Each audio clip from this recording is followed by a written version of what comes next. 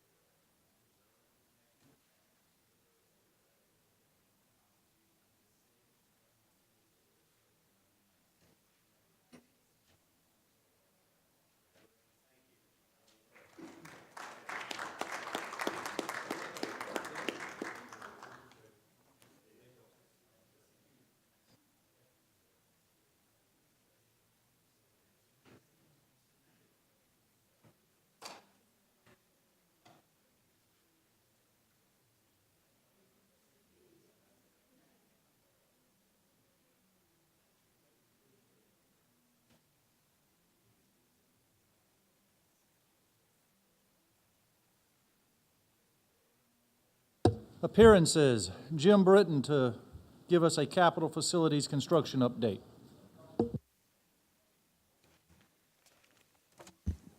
Good evening. I appreciate the opportunity to be here tonight to present the quarterly building program update.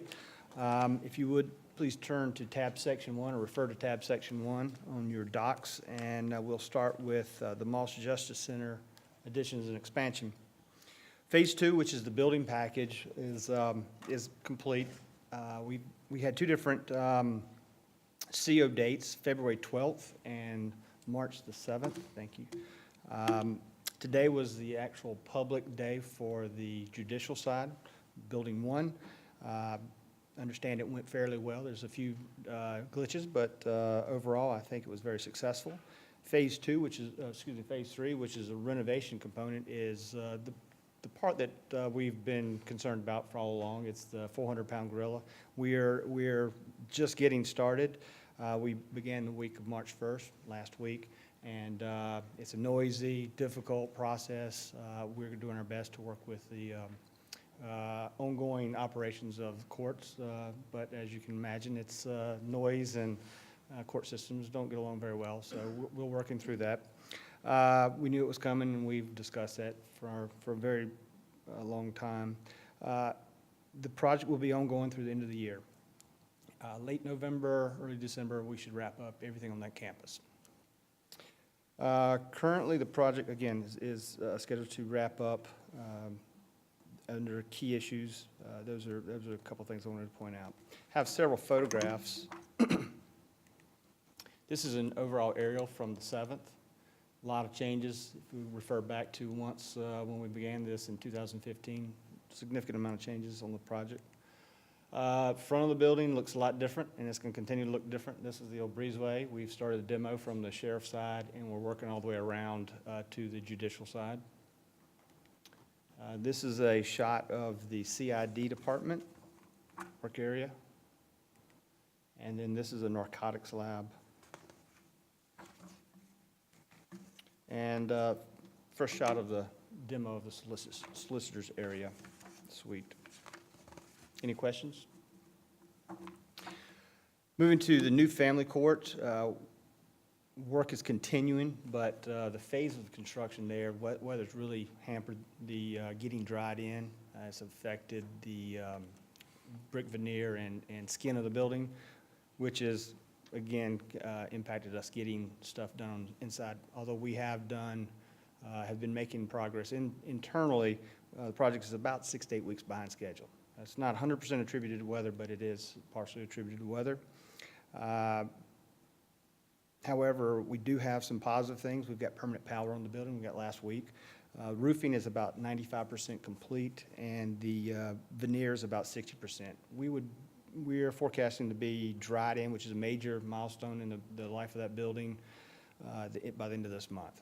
So, but we are doing a lot of interior work. Here's an aerial of the building, kind of show you where we are.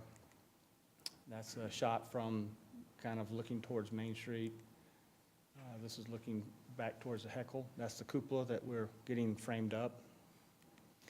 This is a shot, interior shot where you see some drywall. This is actually a court space. And then this is a clerk of court area, drywall, interior. It's kind of the guts of the building. Any questions? Heckle Complex is the last program that's part of the 2015 building program to get underway. It, if you recall, it was actually initially supposed to be part of the bid documents for the family court. We removed it. Some areas of that design and use of that was in flux when we bid the family court, so it's pulled out. Reason why we haven't been in a significant hurry, you can't do work to that building until this building was complete, as well as the family court. So two of the buildings, building 2, we really can't do until family court is open. Building 3 is DHEC area and juvenile justice. We can do work in there, and then now that this building's open, building 1 we can start. So our intentions are to bid this in mid-April and get it started and get complete by the end of the year. And then the new government building, we're in the building, but the building's not complete. We still have punch list things to be finished, and we have a 1-year warranty, obviously, that we'll be supporting this building. Part of this project involves demolishing the existing ag building, which has begun. We've encountered some, we've done all the abatement that we knew of. We did discover some additional asbestos in the exterior walls. We are addressing that. We discovered that when we were doing some non-destructive testing in January. Having said that, we should have it all addressed and the building down within a couple, 3 weeks. And that area will turn into a parking lot. We're on schedule to finish May. I think we'll be finished before that, but that's the current schedule. And then we have a overall management schedule. The red line represents today. The blue is complete and behind us. The green is still in front of us. It's an accurate representation of where we are. And if there are any questions, I'll try to answer them now. Jim, can you give an update on the little issue we talked about last week? In this building? Yeah. Yes, sir. So there was, on the Congress Street side of the building, there is a significant retaining wall, cast-in-place concrete retaining wall. There's 4 areas where that wall was core drilled for grounding conduit.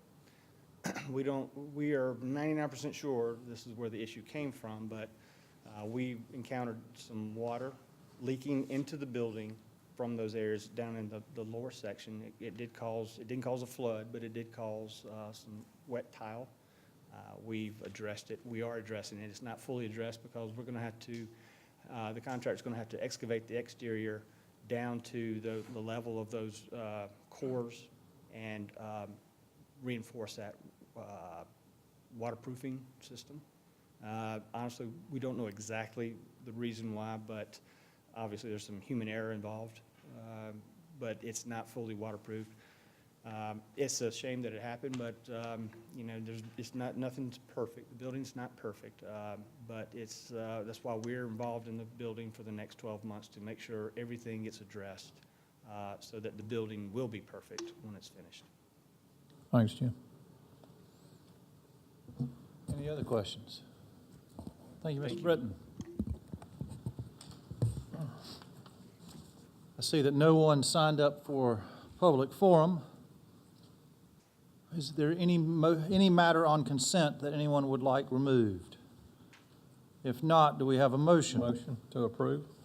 Second. Any discussion? All those in favor say aye. Aye. All opposed? We've approved consent agenda. Public hearings. Council to hold a public hearing and consider third reading of an ordinance to authorize the refund of the county government portion of overpaid taxes for the real property associated with the legal residence identified as tax map number 388-00-00-059 and to provide for other matters relating thereto. Is anyone here opposed? Would anyone like to speak in favor? Move to close. Second.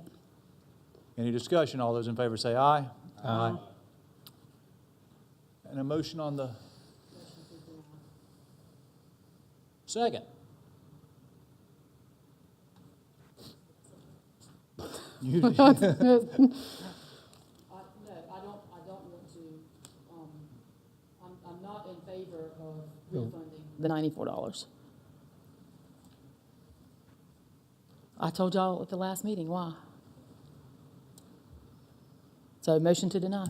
I have seconded it. We have a motion and a second. Any discussion? So, yeah, sure.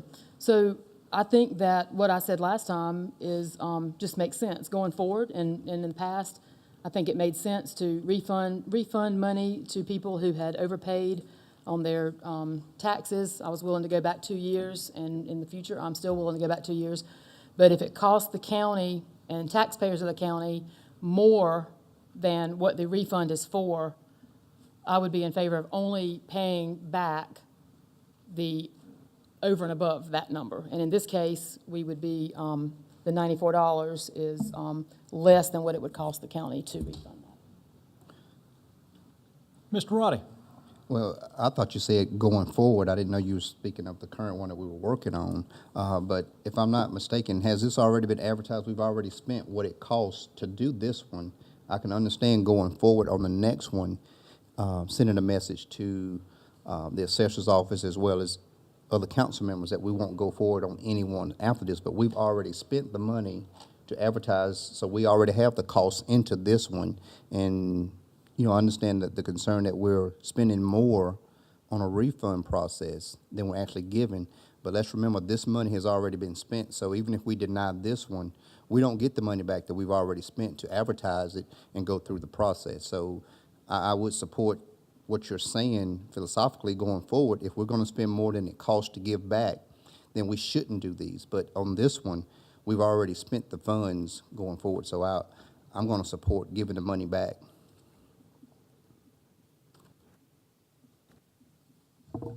I have consistently voted no on this. I'm somewhat surprised as I sit here. I vote no on all of these. I'm going to continue to vote no. All those in favor of the denial, say aye. Aye. All opposed? No. No. 4-2, motion fails. New motion. Yep. I'd like move that we Roddy? move to approve the refund. Second. Any discussion? All those in favor of the refund, say aye. Aye. All opposed, say no. Nope. Motion passes. There is no old or new business. I believe did the Finance and Operations meet today? Yes, Mr. Chairman, the F&O met very briefly at 5:45 to get an update on the budget, or finance update. And basically, we learned that the value of a mill is currently projected to increase about 4.6%. While that increases revenues, we currently, with all of the requests that have been made, will have to cut approximately $1.3 million of expenses, which management is going to make recommendations. Our next council budget meeting will be April 9th, and we'll get to hear more details about that then. Thank you. Are there any council member new non-agenda comments? Yep. Ms. You know Love? it. You know it. So we don't have a lot of opportunities for communication as a group of council members and county management where we can all just, sit down and hash things out. So I'm going to take this opportunity to just tell you how I feel about a few things. And after doing a little soul searching, I realized that I'm probably not cut out for politics and county government. And I want to explain to you why that is. In 2016, my neighbors and I came before this council numerous times asking that most of you not allow rezonings for extremely high densities in Lake Wiley. And because I didn't feel like I was being heard, and those rezonings happened, and they're probably two of the most dense developments in the county, with a lot of other issues that have gone hand in hand with that, the impact of those developments. One, there are only 4 homes built in it out of like hundreds. So I can't even describe what that impact is going to be like. But had I felt like I was heard, I would probably never have even considered running for council. At that time, I was not aware of what district I lived in. Right before that time, I wasn't aware of what district I lived in. I didn't know who the councilman was. I didn't know how any of this even worked. And so now that I've been on this council, I know how it works. And I just want to thank y'all, first of all, for enduring a very long public hearing last time we met.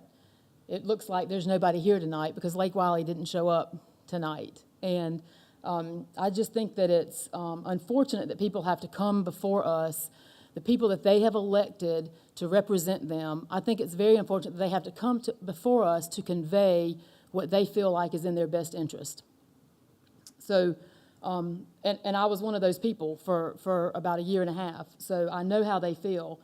And I just want to remind everybody tonight, as elected officials, that when it's election season and there's a campaign coming, and there's always a campaign coming, just for the record, some of them are just a little further out, we go out and we knock on doors and we try to meet people and we tell people exactly what it is that we're going to do for them. And then we get elected, and maybe sometimes we forget the things that we told them, or we forget that we even told them that we were going to do things for them. So I look at it like, when they show up at a meeting, and I encourage the people from my district, and not just my district, but everybody to show up at meetings, because I want people to be involved, because I think it's a good thing, and I think it's a positive thing. But we go out and we knock on their doors, and when they show up at a meeting here, they're knocking on our door. And I think that we need to acknowledge that. When I read the Fort Mill Times and I see that everything that's posted, almost every article has lots of comments, and the comments are they're the people asking us for help. They're asking us to do the right thing for their quality of life. And I just don't think that the quality of life of the residents of this county is high enough on our strategic plan. There's some things that are very concerning to me right now, and one of the concerns is, one of our goals is communication, but I don't know how you communicate with the people in your district. And I know how the county communicates with the people in the county, because we have a great website, great interactive. But without newspapers and without, even a radio station that reaches the whole county, how do you communicate with the people? How do the people even know what's going on? So my concern is that we are looking at things that are, there's a lot of things coming up and a lot of things that council's considering, but how do the people even know what we're doing until all of a sudden they're driving down the road and there's something new, and it may be a good thing and it may not be a good thing. So I'm concerned about some things, and I'm concerned about some big things that affect this county, countywide. Dr. Blackwell says we need to listen to the people from the district, and I agree wholeheartedly with that. It doesn't mean that I'm going to always agree with what you might think is best for your district, and I'm going to tell you why that is. And that is because sometimes I feel like, and I'm not using a specific, so don't even think that this is about a specific instance of any kind. But I sat in a meeting the other night, a workshop, which I love those workshops, and I wish everybody would attend the workshops. We've had some very positive workshops since the first of the year, and I appreciate Chairman Johnson putting that into effect. But I sat in a room with two of my constituents, and the rest of those people were developers and builders, and they might be local builders, but they're builders. So how do we counter those people who knew to show up for that meeting, and here they all are on this, at this meeting, but where are the people that we represent, the people that elected us, where are they in the decisions that we make going forward? So I'm very concerned about the fact that sometimes we have people who are, a developer is just an example, but, they have a direct line to most of us on council, and I just want to be sure that you're answering the lines when your constituents call, because it's the impact of growth and rezonings and development in this county is something that the people are asking us to look at. And I don't believe that we're taking a very close look at that. I believe that we are allowing about anything and everything. And I want to say that I do feel like I'm here for a reason. I'm not sure it's the reason that everybody would like for me to be here for. I'm opposed to a lot of things that are happening on behalf of the people. So there's not an opportunity for me to speak, to let the people know. There's not an opportunity for them to ever hear us having conversations.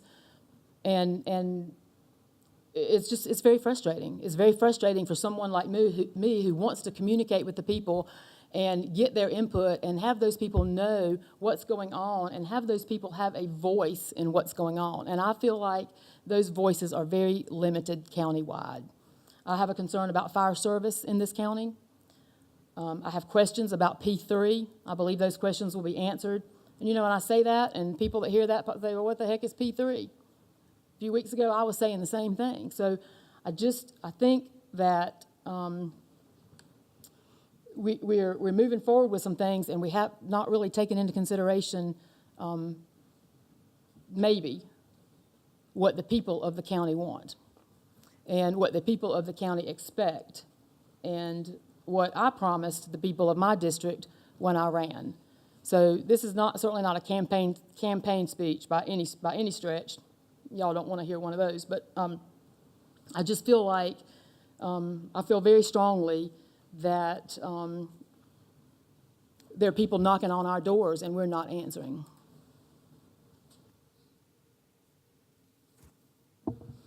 Anyone else?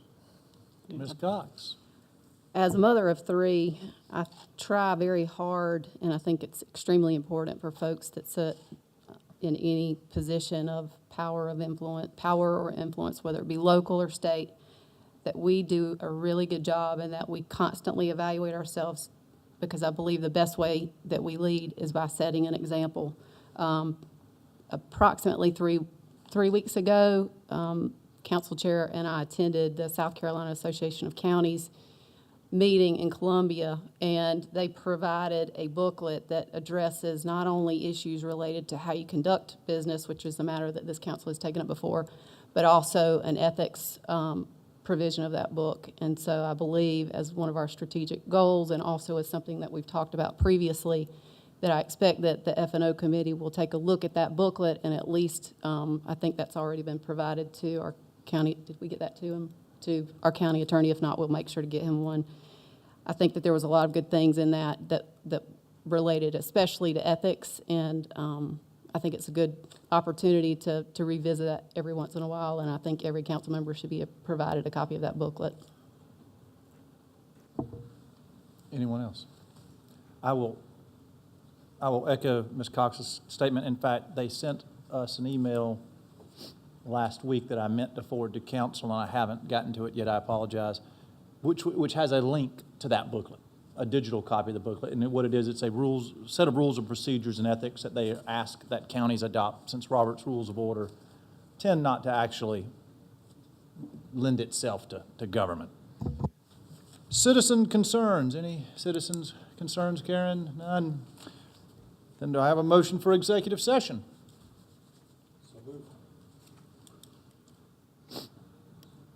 I think we need to specify. Yeah, you gotta be very You need to read it. Make a motion for executive session to discuss contractual matters regarding legal advice for the Capitol building, architectural contracts for the new government center, family court, Moss Justice Center expansion, and Project Combat, which I'm not sure if we're still discussing, but. Second? Chairman Johnson, Yes, sir. we would like to add receipt of legal advice concerning an environmental concern in a local subdivision in York County. We will add that to the motion. That has been added to the motion. All those in favor say aye. Aye. We are in executive session. We're going directly into it. We're not going to take a break. Out of executive session, and there are no matters to consider. Do we have a motion to adjourn? So moved. All those in favor say aye. Aye. We are adjourned.